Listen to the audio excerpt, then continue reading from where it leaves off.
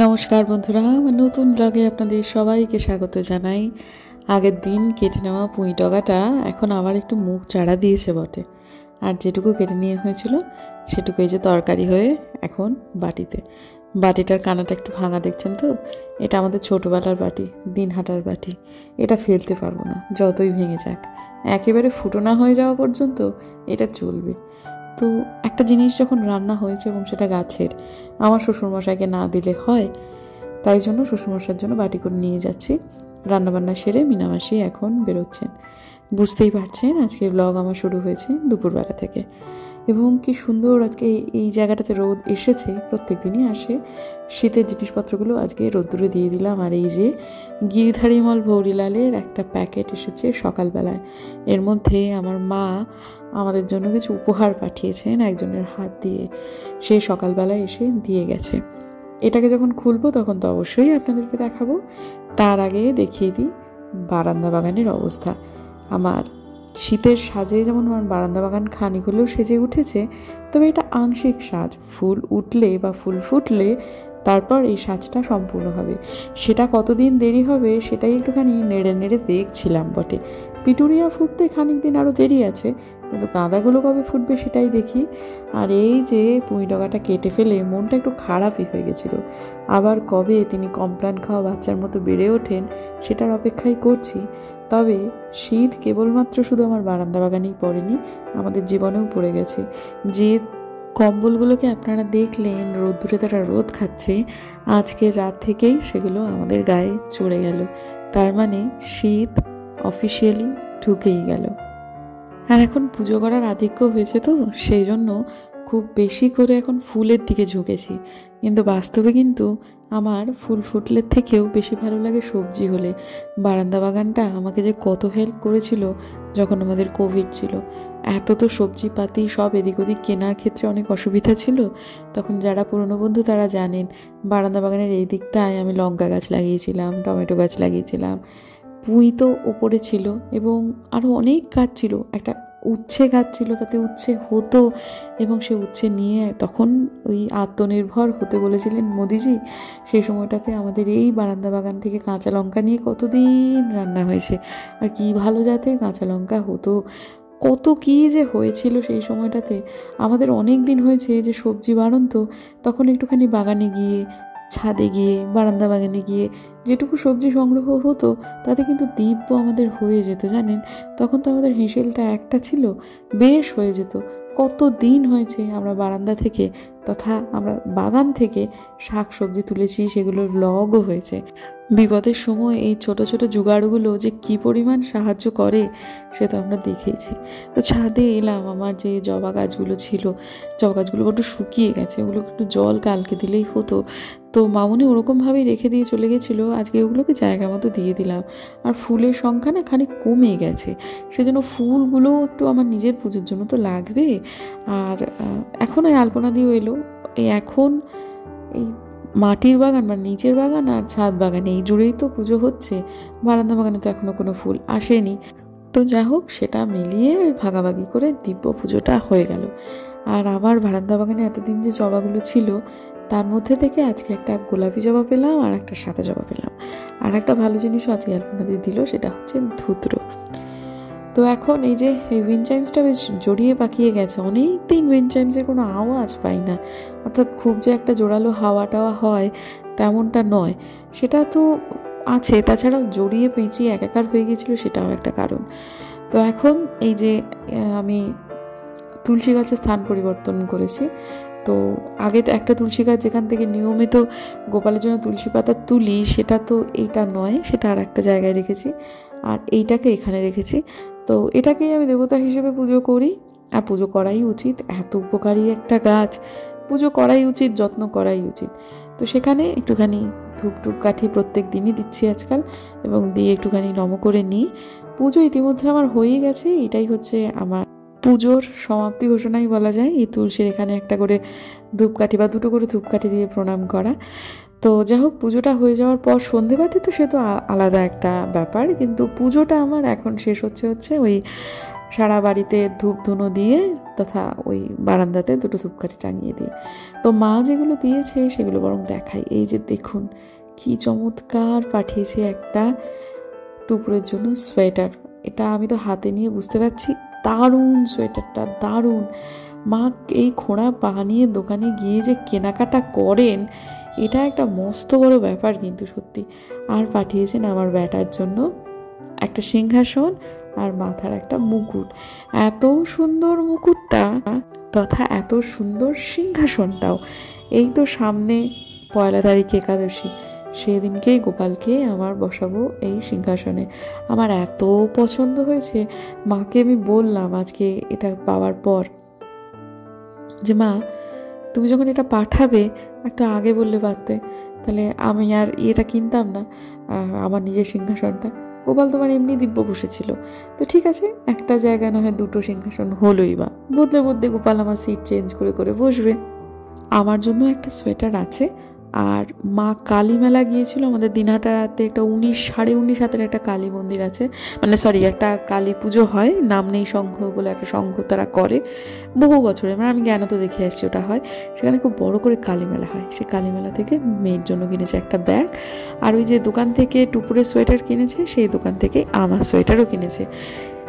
জিনিসগুলো যে আমার এত পছন্দ হয়েছে আমাদের সবার কি বলবো।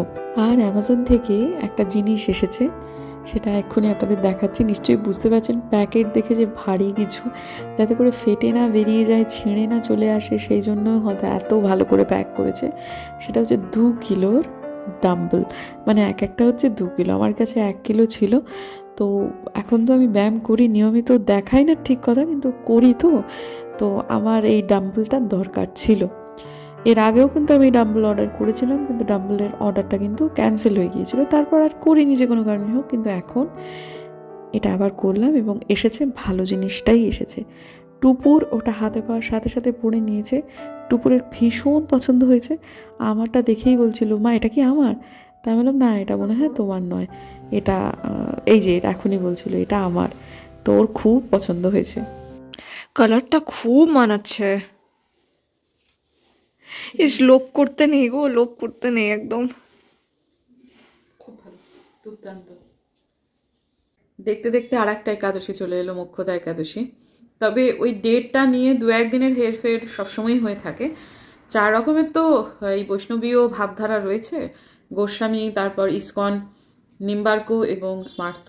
তার মধ্যে সব থেকে পপুলার যেটা সেটা হচ্ছে, সেটাই আমি ফলো করি, সেটা হচ্ছে ইসকন। ভারতবর্ষ তথা বিশ্বব্যাপী ইসকনের মানে অনুরাগী বেশি। ব্যাপারটা ওই একই, হরে কৃষ্ণ কৃষ্ণ কৃষ্ণ হরে হরে, সবারই ওই একই, কিন্তু তাও আর কি কিছুটা মত পার্থক্য রয়েছে। তো আমি দেখলাম যে এটা হচ্ছে পয়লা তারিখে, সবাই তাই বলছেন 1 তারিখে। শুধুমাত্র কোনো একটা মতে বোধহয় 29 অর্থাৎ কালকে বলছে, কিন্তু আমি যেহেতু ফলো করবো এই ইসকন মতে, তাই জন্য আমি 1 তারিখেই করছি, হচ্ছে মোক্ষদা একাদশী যেটাকে বলে। কি ভালো লাগছে ভাবতে যে আবার একটা একাদশী চলে এলো। এই তো কদিন আগে একটা গেল, আবার একটা চলে এলো, এরকম করতে করতেই বছরে 24টা জাস্ট চোখের নিমেষেই কেটে যাবে। তবে এই মত টত এসবের মধ্যে খুব একটা বেশি জড়াতে চাইছি না। যেটা আমার পক্ষে সুবিধাজনক সেইটাই আমি করব। কারণ আমি দেখেছি এই গৌরীয়রা ইস্কনদের দেখতে পারে না, গোস্বামীরা আবার স্মার্তদের দেখতে পারে না, সেই কিছুই না ব্যাপারটা। কেউ যদি কিচ্ছু না জেনে কোনো একটি গৌরীয় মঠে ঢোকে, সে দেখবে রাধাকৃষ্ণের যুগল মূর্তি, বা যদি কৃষ্ণ ইসকনের মন্দিরে ঢোকে তাহলেও দেখবে সেই একই জিনিস, সেই একই নাম, হরে কৃষ্ণ কৃষ্ণ কৃষ্ণ হরে হরে, সেই একই নাম। সবারই গলায় কণ্ঠীর মালা, সবাই একাদশী পালন করছে, সবাই কৃষ্ণ নামে বিভোর। ঠিক যেমন ওই যে আমাদের রামকৃষ্ণ মিশনে বেদান্ত আর বেলুর, সেই তো ঠাকুর গিয়ে বসে আছে। কেউ যদি না জেনে কোনো একটা মিশনে ঢোকে, ধরতেই পারবে না এটা ঠাকুরের বাড়ি, দুটোই ঠাকুরের বাড়ি, এটা একটা মিশন ওটা তা নয়। এইসব নিজেদের মধ্যে ছোটোখাটো ব্যাপার নিয়ে ঝগড়া, এই জন্য বেশি এর মধ্যে পড়তে নেই।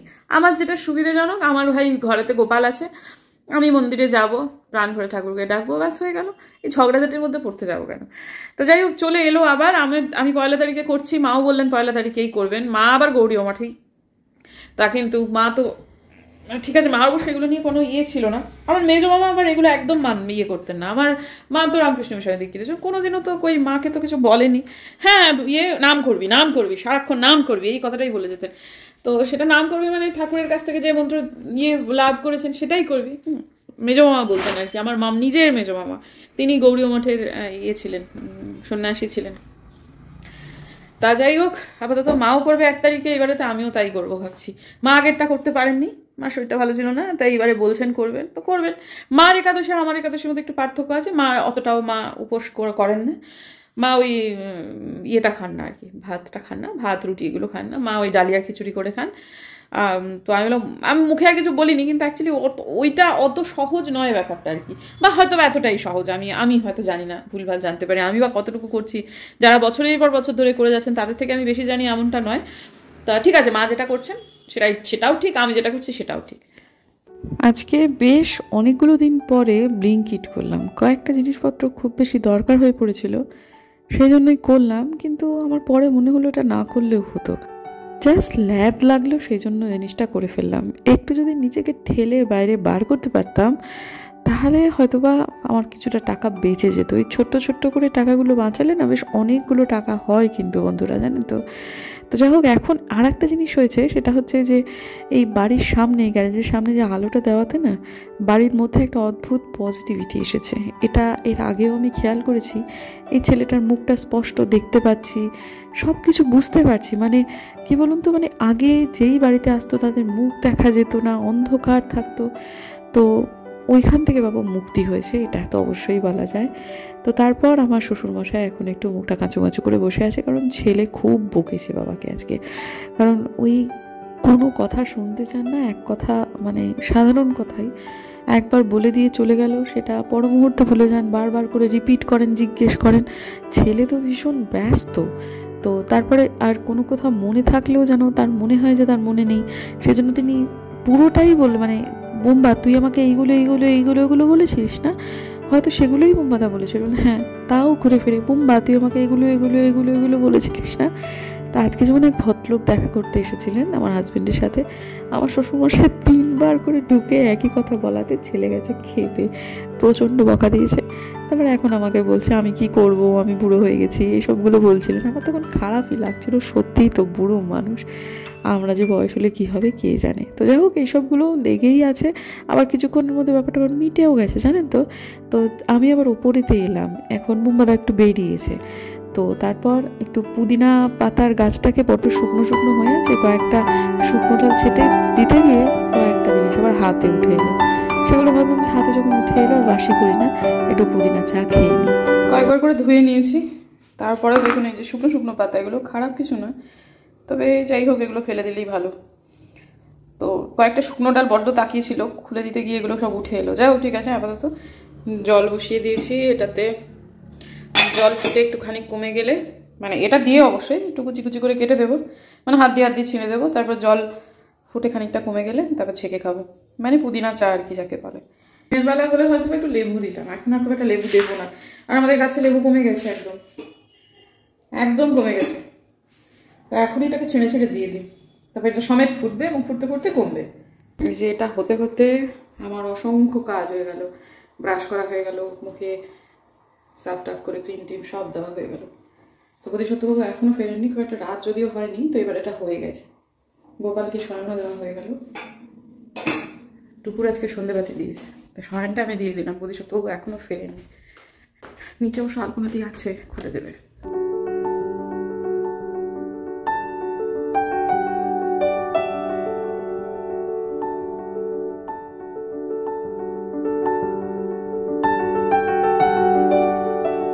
টুকুরের আজকে স্কুল ছিল, কিন্তু মেয়ে আমার আজকে স্কুলে যায়নি।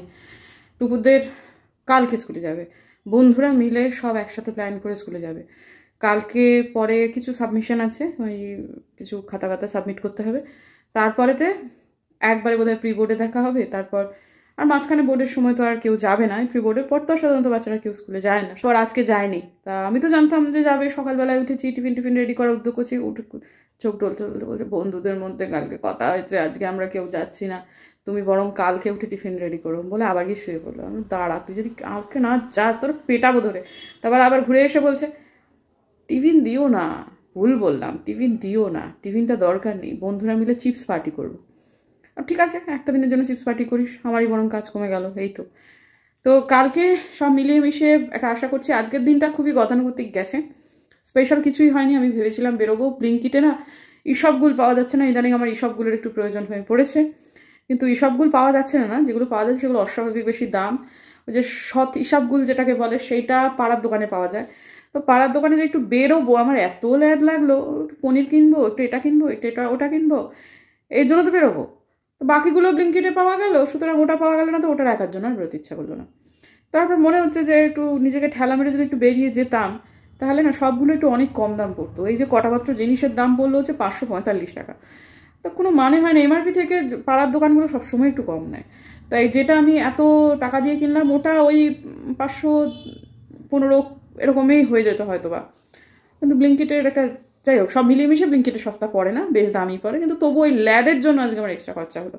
আর এই যে ছোটো ছোটো টাকা খরচা, সেটা অনেকে ভাববেন হয়তো বা 20 টাকা 25 টাকা, এগুলো দিনের শেষে বা মাসের শেষে জুড়লে আরও ভালো হয়। যদি বছর শেষে জোড়েন তাহলে দেখবেন এই ছোট্ট ছোট্ট ছোট্ট ছোট্ট টাকাগুলো কিন্তু অনেক বড় একটা অ্যামাউন্ট হয়ে যায়। এমনিতে 10 টাকা 20 টাকা 25 টাকা এগুলো তো চোখেই দেখা যায় না, কিন্তু ধরে রাখতে পারলে একটা বিশাল বড় অ্যামাউন্ট হয়। আমার পরিচিত একজন ভদ্রমহিলা, তিনি এখন তো অবশ্যই ভদ্রমহিলা হয়ে গেছেন, তার যখন বিয়ে হয়েছিল হাজব্যান্ড এত কাঁচা খোলা ছিলেন, কিছুই রাখতে পারতেন না, কিছু তার কোনো মানে অ্যাকাউন্ট অবধি ছিল না। সেভিংস আই তো খাচ্ছি দাচ্ছি উঠছি ফিরছি এরকম একটা ইয়ে ছিল। তা ও 1 জানুয়ারিতে বিয়ের পর, বিয়ে হয়েছে ওই ডিসেম্বরের দিকটায়, হানিমুনেও যেতে পারিনি কারণ ওই বিয়ে হওয়ার পর শ্বশুর বিয়ে দিয়েছে, তারপর এসবগুলো করে হাতে পয়সা একদম ছিল না। তা ও দেখলো যে বরের এই কাঁচাখোলা অবস্থা, তা ও 1 জানুয়ারিতে বরকে দিয়ে জবরদস্তি একটা ভাঁড় কিনেছে, যেটাকে হিন্দিতে গুল্লাক বলে। বলেছে ছোট ছোট করে এখানে সেভিং করো। ও সেভিংসের ধার কোনোদিনও ধারেনি, ইনফ্যাক্ট ওর শ্বশুর বাড়িতেও লোকে খুব একটা কিছু সেভিংসের ধারতো না, ছেলেমেয়েরা তো এগুলো দেখে দেখেই মূলত শেখে। তা যাই হোক, তারপর সে বরের কাছ থেকে মাঝে মাঝে একটু টাকা নিয়ে তারপর বরকে বলতো তুমিও ফেলো এই করে। ও বলেছিল পুরো একটা বছর টানবো, পরের বছর আমি 31শে ডিসেম্বরের দিন এটা ভাঙবো। তো পুরো যখন বছরটা কেটে গেছে, ছোট্ট ছোট্ট সেভিং কিন্তু, তা তখন ওর বর বলছে কত হবে 5,000 6,000। যখন ভেঙেছে এই ছোট্ট ছোট্ট সেভিং থেকে তারা পেয়েছিল 42,000 টাকা। তারপর থেকে হাজব্যান্ডের বোধোদয় হয়, তারপর তারা সিরিয়াসলি সেভিং করতে শুরু করে। কাজেই এই ছোট্ট ছোট্ট অ্যামাউন্টকে কেউ ইগনোর করাটা উচিত না। যদিও আমি সবটুকু জেনেও আজকে এই গণ্ডগোলটাই করলাম, নিজেকে একটু ঠেলে বের হলেই হতো। এমনও নয় যে আমি অসুস্থ, এমনও নয় যে আমার ভীষণ কাজের চাপ ছিল, জাস্ট ল্যাদ খেলাম এবং জাস্ট টাকাটা লস করলাম। ছোট ছোট অ্যামাউন্টে হেঁটে আসছি, এই হাতিমোড় থেকে এই অবধি হেঁটে আসছি, এখন তো 20 টাকার কম রিক্সা ভাড়া নেই। আমি যদি ওই অ্যামাউন্টের টাকাটা, রিক্সা ভাড়াতে তো আমার খরচই হয়ে যেত, কাউকে না কাউকে দিয়েই দিতে হতো। সেরকমভাবে যদি আমি ওরকমভাবে একটা র্যান্ডাম নাম দিয়ে একটা যদি ভাঁড় করি বড় রকম, এবং আমিও এটা মনে করছি যে বছরের শুরুতে এটা যদি করি এবং বছরের শেষে গিয়ে যদি দেখি যে কত টাকা হয়েছে, সেটাও কিন্তু যথেষ্ট একটা অ্যামাউন্ট হবে। তো আজকে কাজটা ভুল হলো সত্যি কথা, এভাবে করে। খুব বৃষ্টি, প্রচণ্ড ঠান্ডা, বেরোতে পারছি না, খুব শরীর খারাপ, ভীষণ ব্যস্ততা, এই সমস্ত ক্ষেত্রে এই ধরনের ঠ্যাকনাগুলোকে ইউজ করা যায়, কিন্তু আজকের দিনটা না করলেই হতো। ঠিক আছে, আর কি করা যাবে। চলুন বন্ধুরা, আজকের দিনের জন্য বিদায় নিই। যদি আমার ভিডিও ভালো লাগে তাহলে প্লিজ সাবস্ক্রাইব করবেন, পাশে নোটিফিকেশন বেলটা অন করবেন, যাতে ভিডিও দিলেই নোটিফিকেশন চলে যায় আপনাদের কাছে। দেখা হচ্ছে আগামীকাল, ততক্ষণের জন্য টাটা।